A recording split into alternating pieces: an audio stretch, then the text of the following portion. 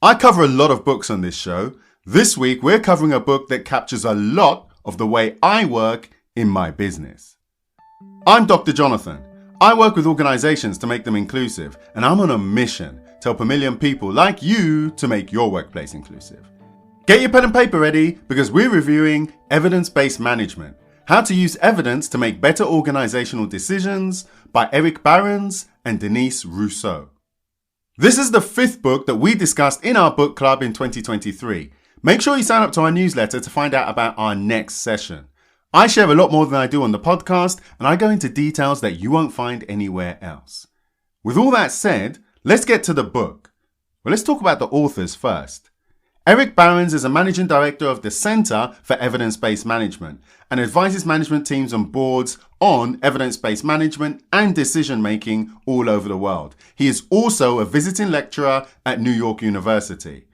Denise M. Rousseau is the H.J. Heinz II University Professor at Carnegie Mellon and the former president of the Academy of Management. This is someone who's a big deal in the research world. I've got at least 50 articles right here that cite her work. And her work is all about organizational change, employment relationships, teaching and practice of evidence-based management.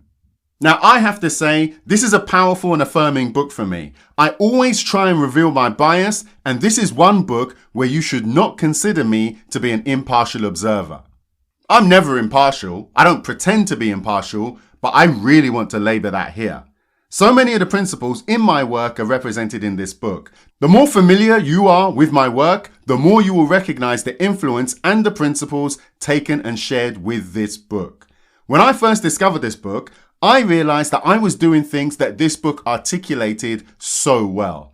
I consider this a good introduction for those who are unfamiliar with evidence-based management. It's both practical and technical, and it's got a pronounced emphasis on academic rigor. Now think about why. I just told you about who the authors were. Now, like a lot of the books that I like personally, it's useful to approach this as a textbook. This means that there's no elaborate stories, no anecdotes, no celebrity clients. The book makes clear and distinct references to science and social science. The authors approach the content of the book as a branch of science, and perhaps you should too. The book itself is divided into 356 pages, 16 chapters, and 5 parts. The first part is Introduction and Basic Principles. That's chapters 1 to 2. This part of the book introduces key principles that are essential for the rest of the book. Part 1 is Evidence from Practitioners. That's chapters 3 to 4. Part 2 is Evidence from the Scientific Literature. That's chapters 5 to 7. Part 3 is Evidence from the Organization. That's chapters 8 to 9. And part 4 is Evidence from Stakeholders, but it's a little bit more. That's chapters 10 to 16. That takes you to the end of the book. This book covers a lot, and I mean a lot of material. If you think that what we cover in this review is a substitute for reading the book, then you are truly mistaken. I read these books with a very specific purpose: to share with you, to share with my clients, and to develop my own thinking and much more. What I share here isn't everything I'm thinking, and this is why you should join our book club, because I discuss a lot more there. I'm also grateful for our signature approach because it helps us to get so much value from the book. As a reminder, my intention here is to provide a general review of the book, and in doing so, I'll answer a number of important questions. 1. Why is this book important? 2. Who is this book for? 3. What are the key messages of the book? 4. What are some key takeaways of the book? And 5. Other considerations. So let's get to it. Why is this book important? Well, this book is important to me personally because, as I said, so many of the principles and tactics that I use come from the research, theory, and advice reflected in this book. This book is important because it represents a large part of the paradigm I use personally to manage the day-to-day work of building inclusion. Now, this is clearly a management book, but you can also think of it as a business book, or better still, as I said before, a textbook. This book is important because for years I've been applying these principles to inclusion, even if I didn't know that I was doing it at the time. When people use the term evidence-based management, they nearly always mean collecting data from an organization and analyzing that to create evidence for decision making. Now that's part of it, but that's not what I mean when I say evidence-based. And that's not what the book means either. This book is important because it explains in a great deal of detail what evidence-based management is and how you can build that capacity for using it in organizations, and we use it for inclusion. This is one of the most practical books on this topic that you will encounter. Who is this book for? Management is a broad and sometimes ambiguous term, and this is also why this book is likely to appeal to lots of people. The authors said their target audience includes students, management professionals, consultants, teachers. Their emphasis on teachers was surprising at first, but it made a lot more sense later. The book is called Evidence-Based Management, but that whole idea about management, it spread further. It also applied to other disciplines that they chose to include, and this was a long list. They said HR, strategy, healthcare management, public management, entrepreneurship, policymaking, marketing. There was loads in there. Now, they said that no degree or technical knowledge is required, but I'm not convinced. The emphasis on teaching reflects the considerable academic experience of the authors, and this really shows in the book. Now, unlike most academic texts, this book is intended to contact the real world. With all that said, I think this book is for anyone who wants to make better decisions in organizations, but I think it's really for people who are willing to raise the standard of their decision making by orders of magnitude. I don't think it's a book for people who want to improve a little. I think it's a book for people who want to improve a lot. Key messages of the book. If you're familiar with my work, you will already be familiar with the key message of the book, which is in order to make better decisions, it's useful to collect and scrutinize evidence from a variety of sources. Like the book, I emphasize 4 sources. 1, the scientific literature. 2, the organization. 3, stakeholders. These are people who are affected by the decisions you're about to make. And 4 is professional expertise. This message is tough to miss. Not only is the book organized around this message, the structure of the chapters and the flow of the narrative are indicative of these important pillars. Do you remember when I was breaking down the key parts of the book? There was the introduction and then there were 4 key parts. Those 4 parts literally correspond to the scientific literature, the organization, stakeholders, professional expertise. It's really hard to miss. Now for the key takeaways.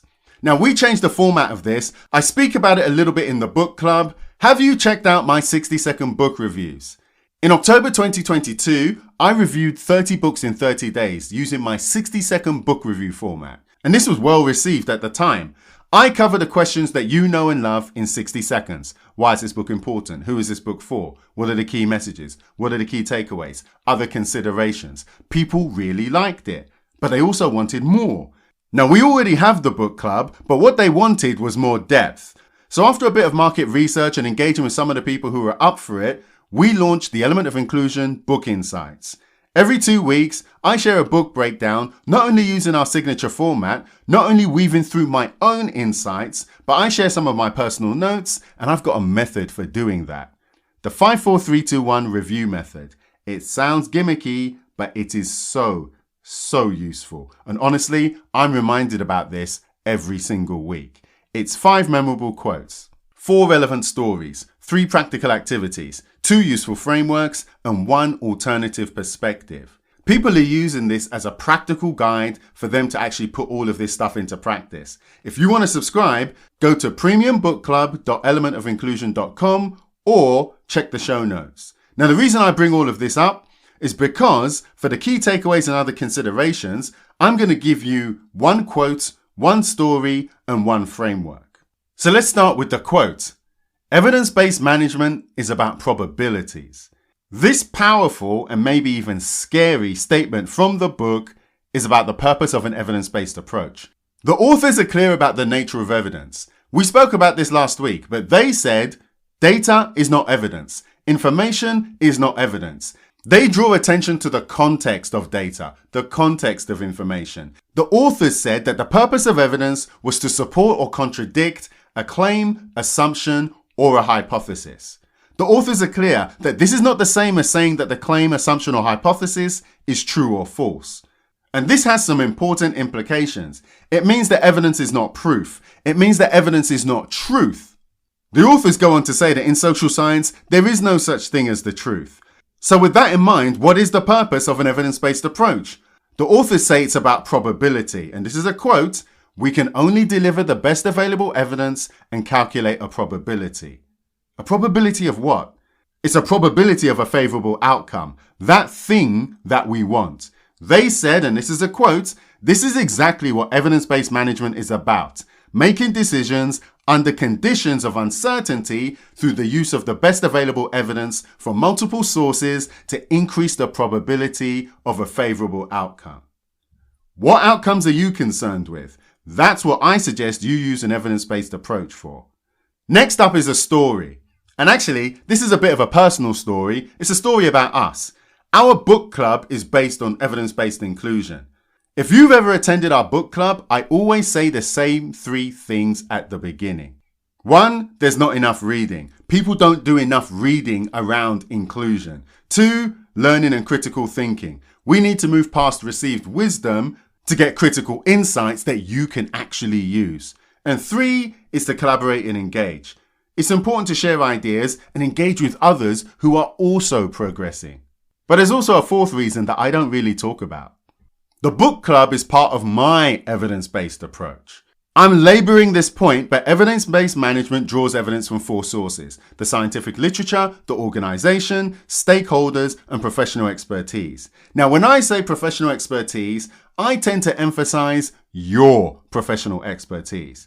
But this book is clear. It's about expertise from people working in the field. Academics call them practitioners. Now, you know I know this, and the book club is a way for me to access the professional expertise of people who work in diversity, equity, and inclusion. How? Because I'm learning what they've written down. I'm sharing insights that I've gleaned so that you can garner your own insights. Our book club is a medium for me to show and not tell how I do evidence-based inclusion. I did a whole show about how the best inclusion leaders I know are curators. That's what I'm doing for you right here. That's what you can do for others. My clients know that they benefit from my insights, but this also means benefiting from the insights of everyone else in what the book referred to as a regular and predictable manner. This also gives me the opportunity to work with you. Most people don't understand how everything I do is related. I'm hoping this can inspire you to do your own version of this for yourself. And finally, a framework. Now, we call this Peacock only because I don't know how else to describe it. It's PICOC. I talk about this all the time. I tend to bring this up when I'm a guest on someone else's podcast. And a couple of months ago, I wrote about it in our newsletter. Think of this as a great framework for getting really specific about a topic. PICOC. Peacock. P is for population. Who are you talking about specifically? I is for intervention. What are we planning and how? C is for comparison. Who or what are we comparing ourselves to? O is for outcome. What do we want to happen? And C is for context. What are the circumstances? This allows you to get so specific. This increases your chances of getting a result that you want. And remember, evidence-based approaches, evidence-based management is all about favorable outcomes. Think of it as a 5-step method to get super specific about anything that you want to achieve. For example, instead of saying, we want more diversity at work, you can say, we want Asian women in full-time equivalent senior leadership roles to increase by X% within 18 months. We'll achieve this through lateral hires, Rooney Rule-style panels, and amending the bonus packages of hiring managers. This project is going to be piloted in the UK finance team, and we'll review the results. Now, I'm oversimplifying, but you get the point. You don't even have to agree with what I've just said. I'm just using it as an illustration. So what do I mean? P is for population. In this case, it's Asian women in full-time equivalent senior leadership roles. I is for intervention. This is lateral hires, Rooney Rule-style panels, and amending the bonus packages of hiring managers. C is for comparison. We're comparing ourselves with ourselves 18 months prior. O is for outcome. We want that population to increase by X% within 18 months. C is for context. We're going to use the UK finance team as a pilot. Can you see how specific that was? And that was a random example that I just made up. And do you know what's better? Even if you're not responsible for doing this stuff at work, you can use this to hold people accountable. You can use this to help them raise their standards. Do you think this is something that you can try yourself? So I want to end with an alternative perspective. I think this is an important book. I think it's useful, but it's also deceiving. I've been using some of the systems in this book for over a decade. It works. People pay me a lot of money to do this for them. It's useful for all the reasons that I've described. However, this book is also deceiving. And also, maybe this review is deceiving. The book is a lot more technical than I've let on. You could read a page, you could attempt to implement a suggestion, and it could take weeks depending on your organization. Now, you could say that about almost any book, but here, there are some real subtleties that could take you a long time to put into practice. You need to be committed. The authors imply that this is a book that you can dip in and out of, but I think the kind of person who could do that would already be incredibly highly motivated with incredible clarity of thought. And frankly, not everyone in the world is like that.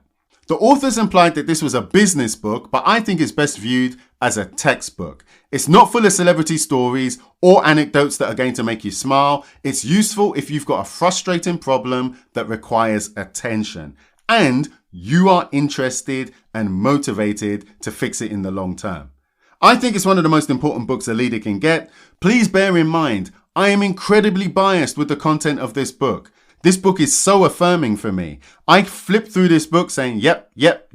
Oh, okay. I could have described it like that. That's how I go through this book. It neatly describes a lot of the things I already do, and it helps me to sharpen up some ideas for things that I need to reconsider. And I'm comfortable telling you that. Why? Like you, I'm also committed to raising my standards. So some of the suggestions in the book seem less tedious to me than they may appear to others.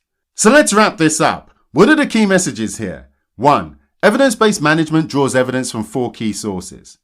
2. Evidence-based management is about probabilities.